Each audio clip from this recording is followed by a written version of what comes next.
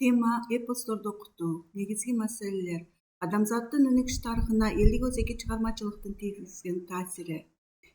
Кожо жаш эпосун окутууда эске алуучу жагдайлар. Аскада калба адамзат.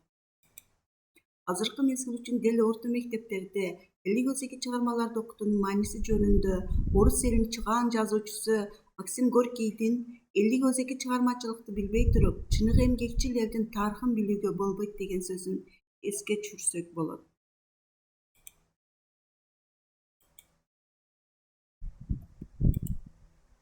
Кыргыз элинин элдик өзеки чыгармачылыгын орто мектептерде окуп үйрөнүүдө, билим берүүдөгү колдонулган педагогикалык, психологиялык жана дидактикалык принциптерди башкы критерий катары аныктасак, анда көркөм чыгармаларды хронологиялык, тематикалык жана линейлүүлүк негизге ылайыктап, катмакка бөлүп окутуу максатка ылайыктуу. Эгерде биз кыргыз элинин кенже эпосторун жогоруда көрсөтүлгөндөй принциптерге ылайыкташтырып жайгаштырсак, анда орто мектептердин окуу программасында төмөнкүдөй тартипке жайгаштырып окутуу максатка ылайыктуу деп эсептейбиз. Кожо жаш, эр табылды, эр төштүк, Курманбек, Жаныш Байыш, Жаңыл Мырза, Олжобай менен Кишимжан, Саранжы Бөкөй жана Кедей Кан. Кенже эпостордун мындай тартипте жайланышып окутулушу элдик тил жана анын каражаттары, коомдук формациялардын өзгөрүшүнө байланыштуу говорлордун, диалектилердин, элдик тил менен адабий тилдин өсүп өзгөрүш процессин үйрөтүүдө. Буга ачык мисал катары коомдук түзүлүштүн ар кайсы мезгилинде пайда болгон Кожо жаш, эр төштүк эпостору менен эр табылдыны алып көрөлү. Кожо жаш эпосунун бизге белгилүү варианттарында бардык окуялар чыгарманын башкы каарманы болгон Кожо жаш менен Суречкинин ортосундагы мамилелерге байланыштуу өтөт. Белгилей кетчү негизги факт: биринчи адам өкүлү Кожо жаш, экинчиси айбанаттардын өкүлү Суречке. Бирок экөөнүн ортосунда айыгышкан, компромиссиз күрөштө адам баласынын өкүлү Кожо жаш жеңилип калат. Адам баласынын алгач жашоо турмушта, мергенчилик өнөр күндөлүк турмушта уруунун жан сактоочу үчүн зарыл болгон кесиптин бири болгон. Алгачкы коомдогу мергенчилердин куралдары өтө примитивдүү болгондуктан, алар ууга чыкканда канаттуу куштардын, айбандардын жеке жүрүм-турумдарын, жашоо шартын терең талдап үйрөнүшүп, аны практикада чебер колдоно билишкен. Алгачкы мергенчилер мергенчиликке чыкканда кээ бир жанбарлардын терилерин өздөрүнө жамынышып, ошол жанбарлардын кыймылдарын тууру аркылуу ошол жанбарлардын түрүнө айланышып, ага жакындап, кармап же өлтүрүп алышкан. Мына ошол примитивдүү ой жүгүрткөн жанбарга айланган адамдар эмне үчүн айбандар дагы адамга айланбасын деген суроо коюшкан. Табияттын сырын түшүнбөгөн алгачкы общиналык коомдун мүчөлөрү андагы көрүнүштөрдү өздөрүнүн жекече кыял чабыты менен түшүндүрүүгө аракет кылышкан. Натыйжада алгачкы общиналык коомдо жашаган адамдар адам болобу, айбан болобу, бир түрдөн экинчи түргө кубулууга болот деген ишенимге келишкен. Кубулуу ишенимине ээ болгон элдер жөнүндө белгилүү орус окумуштуусу Семенов мындай деп жазган: дүйнө жүзүндөгү элдерде мурдагы мезгилдерде алган эмес, азыркы учурда да кубулуу ишеними кезикпеген же анын калдыктары аныкталбаган бир да эл жок.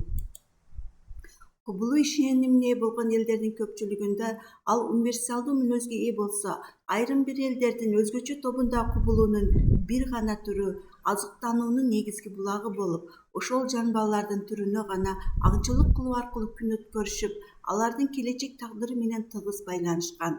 Мисалы, деңиз боюнда жашаган түндүк элдери үчүн Нирпа менен Тюленге аңчылык кылуу эң башкы орунду ээлесе, тоолуу токойлуу территорияда жашаган кыргыз эли үчүн аңчылык кылуучу жанбарлардын эң башкы түрү Кайберен. Кайберен кыргыз элинин төмөндөгү элдик өзеки чыгармаларынын Тотой мерген, Карагул Бото жана Кожо жаш эпосунун башкы каарманы гана болбостон, адам менен жоолашып, көпчүлүк учурда адамдарды жеңип келгени белгилүү. Кожо жаш эпосун кыргыз элинин кенже эпосторунун ичине хронологиялык жактан эң байыркы деп айтууга төмөнкүдөй фактылар да негиз боло алат деп ойлойбуз. Кыз Сулайканын Кожо жашты тандап турмушка чыгышы, Кожо жаш менен Суречкинин эрегиши, Кожо жаштын жеңилиши. Кожо жаштын уулу Молдо жаштын Суречкинин жеңиши жана анын кызы Ашайранга үйлөнүшү. Окуучулардын жаш өзгөчөлүгүн эске алып, көркөм чыгармаларды окуу үйрөнүү боюнча методологиялык негиздерге таянып, педагогикалык, психологиялык жана дидактикалык принциптерге ылайык чыгарманы төмөнкүдөй тартипте окуп үйрөнүүнү сунуш кылабыз. Эпостун сюжеттик линиясын бөлүктөргө ажыратып, көркөмдөп комментариялап окуу. Чыгарманын айрым бөлүктөрү импровизациялап аткарууга үйрөтүү. Чыгарманын образдар системасына талдоо жүргүзүү. Көркөм сөз каражаттарын талдоо. Чыгарма боюнча дил-баян жаздыруу. Орто мектептин окуу программасы боюнча миф жөнүндө түшүнүктөрдү, адабий окуу мезгилинде кереметтүү жомоктор жана айбанаттар жөнүндө жомоктор менен катар 6-класста Эр төштүк эпосун өткөндө таанышкан менен адабияттын түшүндүрмө сөздүгүндөгү миф жана мифологиялык чыгармалар жөнүндө киришүү аңгемесин, алдыңкы жомогундагы карышкылардын адамча сүйлөп түрдүү кубулуу сапатына ээ болуу касиети жана Эр төштүк эпосундагы баш каарымандын аты Чалкуйруктун адамча сүйлөп керек убактарда сакыга айланышы, төштүктүн жер алдында түшүшү, кумурска, аюу, жолборс менен достошушу, жер алдындагы ал катышкан укмуштай окуялар жана алып кара куштун жардамы менен жер үстүнө чыгышы жөнүндө кыскача эске салуу аңгемеси менен баштаган максатка ылайыктуу. Эске салуу аңгемесинен кийин гана мугалим миф адам баласынын аң сезиминин эң төмөнкү баскычында адам өзүн курчап турган айлана чөйрөдөгү кубулуштарды, жаратылышта болуп турган көрүнүштөрдү өз аң сезимине жандандыруу ишеними аркылуу түшүнүүгө кылган эң алгачкы аракет экендигин окуучуларга тааныш кереметтүү жомоктор, айбанаттар жөнүндө жомоктордун жана 6-класста өтүлгөн Эр төштүк эпосунун мисалында түшүндүрүүгө тийиш. Белгилүү фольклорист Проптун пикири боюнча таптык жиктөөлөргө терең учурабаган элдердин жомоктору менен мифтерин айырмалоо этнографтар жана фольклористтер кыйнала тургандыгын баса белгилеген. Эгерде текстти гана изилдеп тим болбостон, деп жазат Проп, тексттин социалдык функциясын изилдей турган болсок, анда биз көп жомокторду миф деп айтаар элек.